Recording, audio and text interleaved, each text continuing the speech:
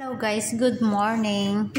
So ayan, uulam tayo ngayon ng ginisang sitaw.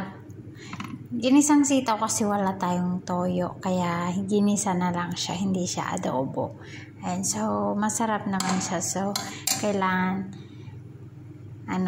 gawan lang ng paraan para masarap, 'di ba? Ganon yung technique ng pagluluto. Pero hindi ako yung nagluto, si Remy Betita Vlog ang nagluto. Charot. Ayan guys, kain po tayo.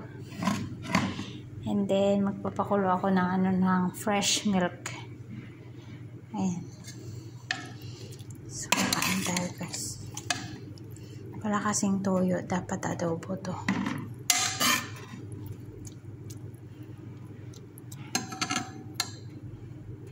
And guys, thanks for watching. Bye bye.